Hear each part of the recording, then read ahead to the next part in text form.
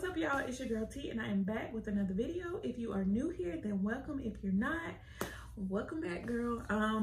So as you can see from the title, we're going to be talking all about ghost wig making. This is something that I feel needs to be discussed, and yeah, but before we get into it, this wig I have on, don't mind it at all. I have a stocking cap underneath, but this is my wig of the month. It's just a 20-inch 5x5 closure wig, and you girl just threw this on so that I can get to this video. So yeah, don't, this transparent lace, this is not what it's supposed to look like if you don't know anything about wigs. But anyways, we're gonna go ahead and get right into this video.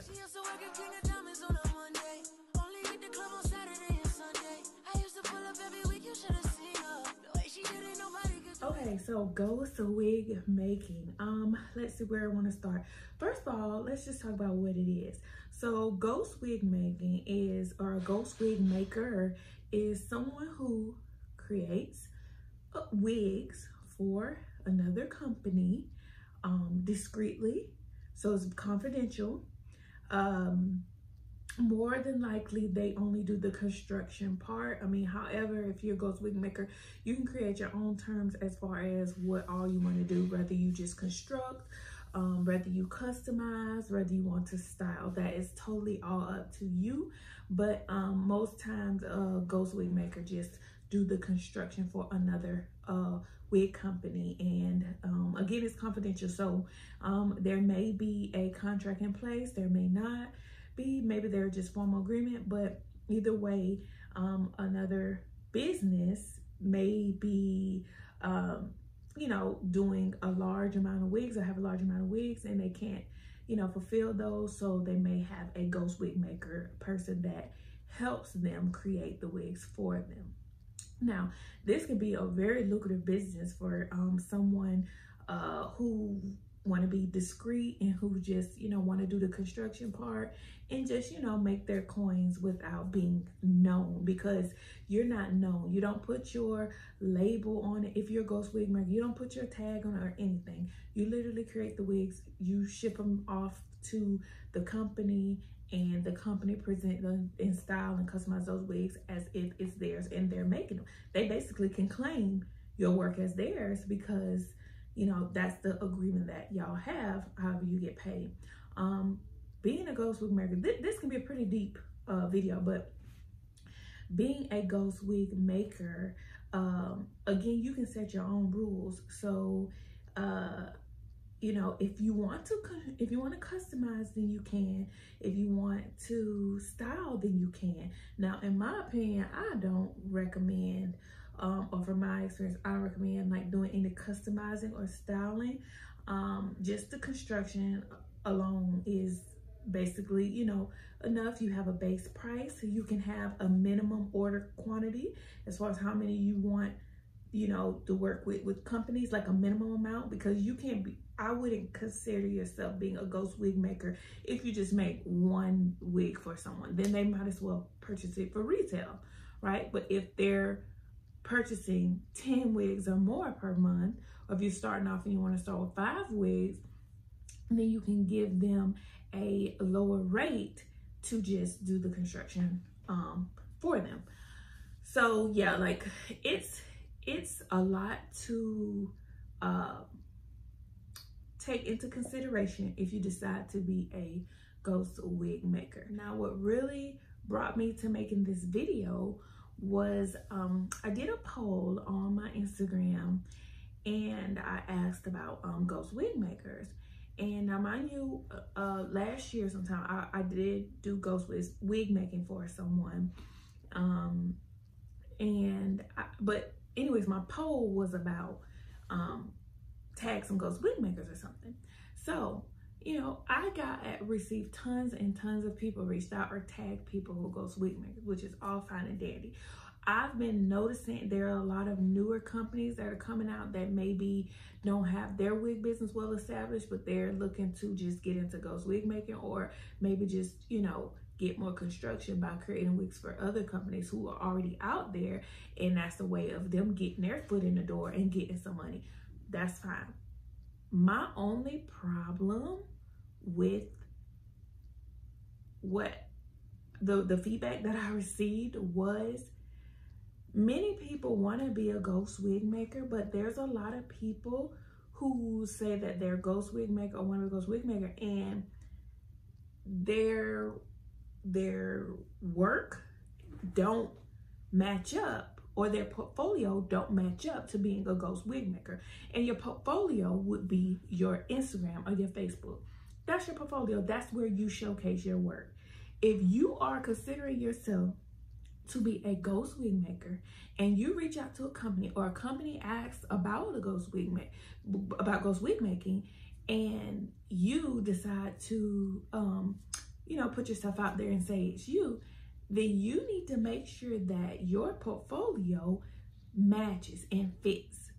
Make sure that you are showing construction. And by construction, this is the stuff that I was looking for as I was going through the pages, and a lot of people did not qualify because their portfolio did not match. Their construction, their guidelines, their stitch pattern, their just the whole overall, where they put their last names. Like, as a ghost wig maker, you want to showcase that you can construct a wig really good. Different caps, that you can construct a wig on a certain kind of cap. Because if I'm looking for somebody, I'm looking for somebody that work looks similar to mine or better. If their work, if all I see when I go to your portfolio is the style of the wig, the curls, or just bone straight, that's nice, you can style, but I don't know what the actual construction look like. And that is what I'm looking for. That's what I'm looking to pay you for. So the style, that doesn't matter.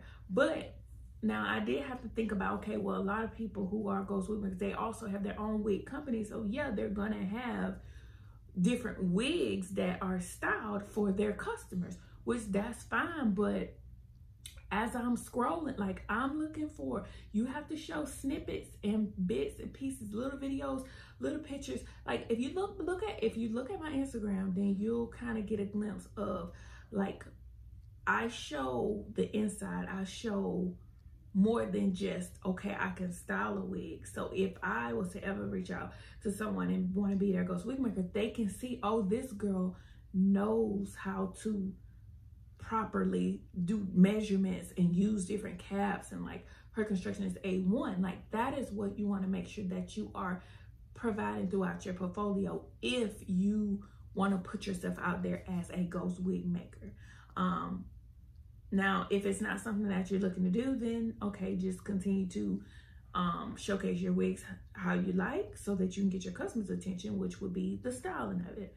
But another thing is, if someone's looking for a ghost wig maker, you need to make sure that you have a sales pitch. And I don't mean just know, hey, does anybody know a ghost wig maker? Me, I'm one. The me's, the I'm ones.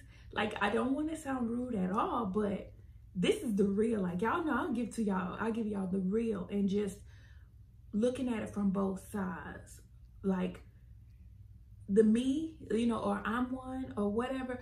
Like, if you're gonna say you're one, like, out of all the people that reached out, I only had one person, no, I think two people, who actually came into my inbox, and they said their name, their business, how long they've been in business, their goes from there, what they can provide for me, why I would need one. All of that is important. Like, you want to sell yourself. If you want this gig and you want to make this side money, and you want me to, okay, you want to set yourself apart from all the other people that's just saying me, then write out, you need to sketch out, you in your notes of your phone, your whole sales pitch. So when somebody, because you never know when your big break gonna be. What if there's a celebrity wig maker looking for a ghost wig maker? You saying me, you're not gonna get their attention. You saying, hey, my name is Tee. I'm the owner of Style Styles by Tee. I've been making wigs for this amount of time. I feel that I would be a great, ghost wig maker for your company because I specialize in creating wigs using different kinds of caps. I have been, known for doing the proper measurements, whatever, blah, blah, blah. Make it sound real good and make sure you're selling yourself, but make sure that your work is showing for it as well.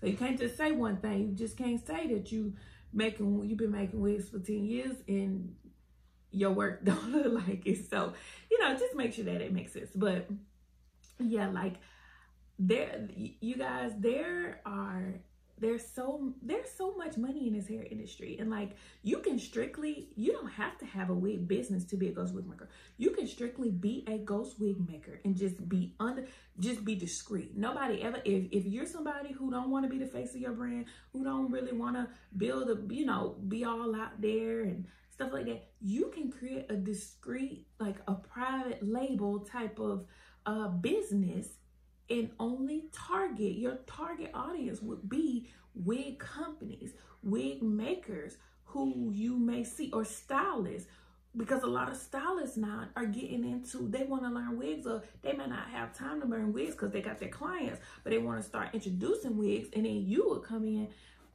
as their ghost wig maker, and you create the wigs for them, and then they're offering wigs. You getting paid, they're getting paid. Like, it's a partnership and both of you win. So it's a very lucrative business. Like if I wasn't like so deep into my own business, like it's something that I would definitely jump on, because it is, it's great. But now here's a thing that you need to think about if you do want to become a ghost wig maker, or if you are a ghost wig maker and you have a wig business. You just need to make sure that being a ghost wig maker and juggling your wig business, make sure that you can handle both.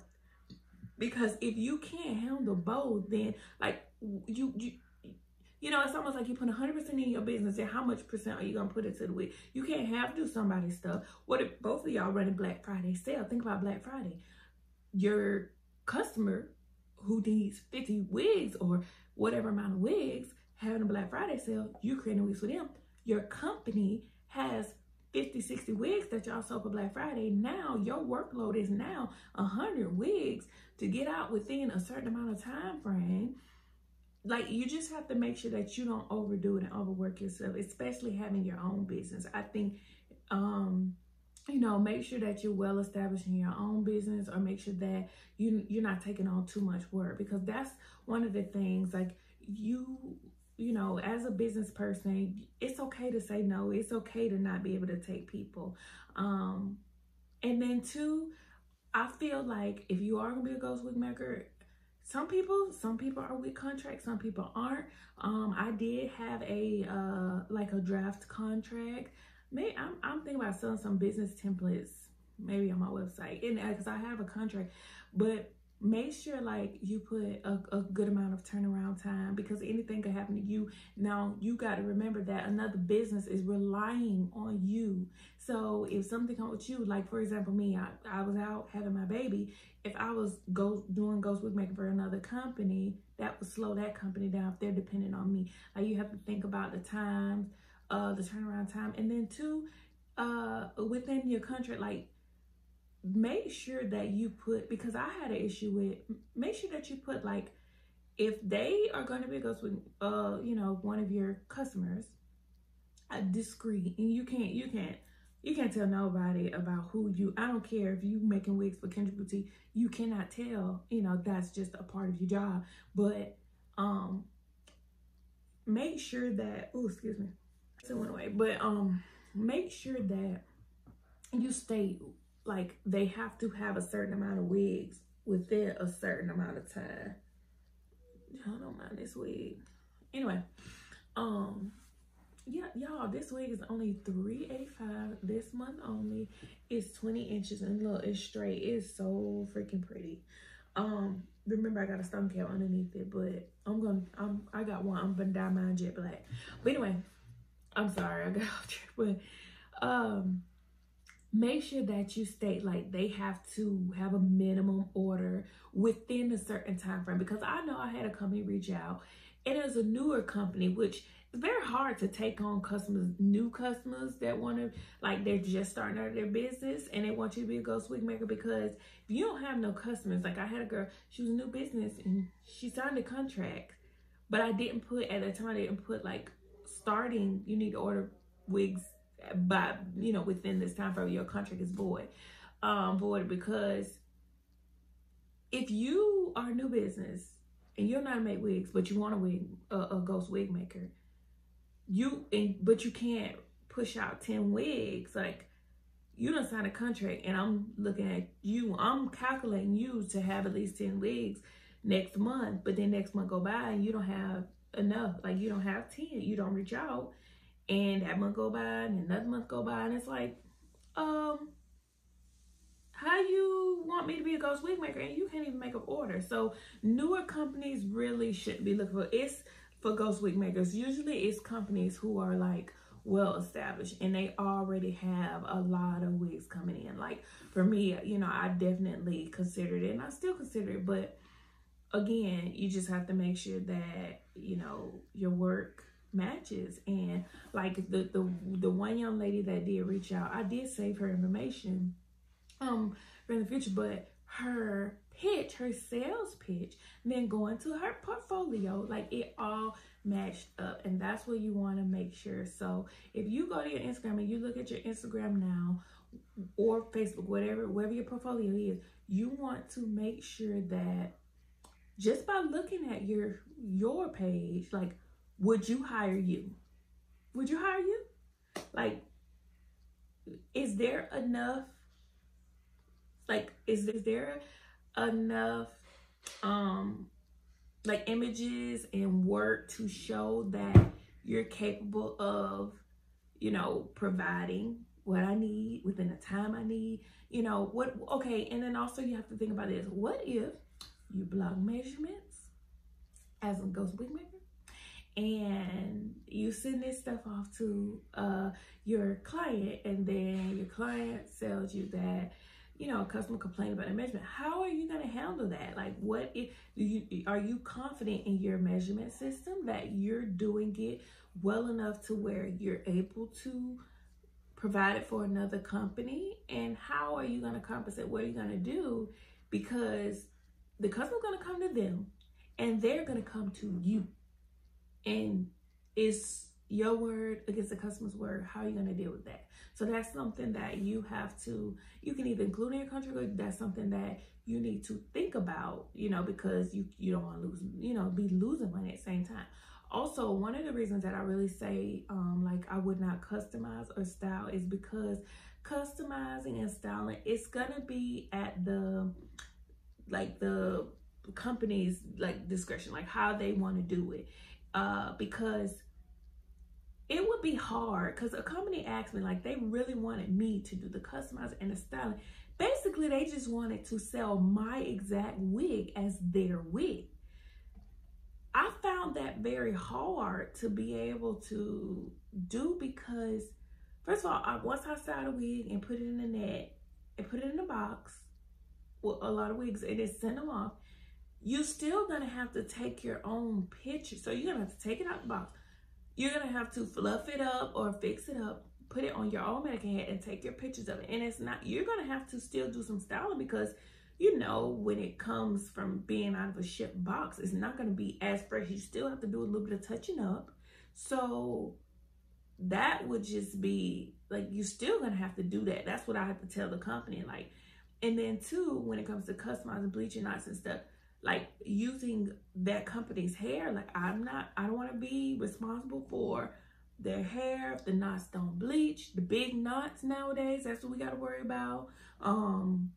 You know, just over bleaching, over plucking, baby hairs trying to stay. Like, I can't be responsible for another company's like whole like wig and presentation of their wig. That's why, more than likely, when it comes to being a ghost wig maker, most ghost wig makers just prefer to customize and send it back. That's it. And even when it comes to make sure when you vet out the customers that you choose, because you know you want to get business people that understand business, because now you're accepting their high value hair. If they sending you raw hair, or they sending you just a large amount of hair, 20-30 bundles, you got to make sure that you receive that hair, signature, all of that, and make sure that you're using all that hair, and that they trust you as well as you trust them, because you would hate for a company to accuse you of anything, and vice versa. So, like I said again in the beginning, it's a lot when it comes to being a ghost wig maker that I think a lot of people don't consider. I think most people just look at it as, hey, oh, I want to do this. Oh, that's extra money. All I got to do is make the wigs. Oh, yeah, I make wigs in 20 minutes. Da, da, da, da. Yeah, all of it sounds good, but on the business side of it, it's so much more to it. So, y'all ghost wig makers out there, y'all get y'all portfolios together, get y'all sales pitch together, and if you're serious about it, then let it show. And if you don't want it to coincide with your business page, and you don't want a whole lot of your behind the scenes, create a separate anonymous type of page that when you reach out to customers or big time wig people, companies, then you have something that you can provide and show them. But yeah, like that is like the most important thing when it comes to ghost wig making. I could go more detail, but that's the meat of it, y'all. So I hope this video helped somebody if you're considering it, or if you are already a ghost wig maker. If you enjoyed this video, please make sure to give it a thumbs up. Make sure you follow me on my social medias at Stylish Styles by Tee. And yeah, I will see y'all in another video. Bye, y'all.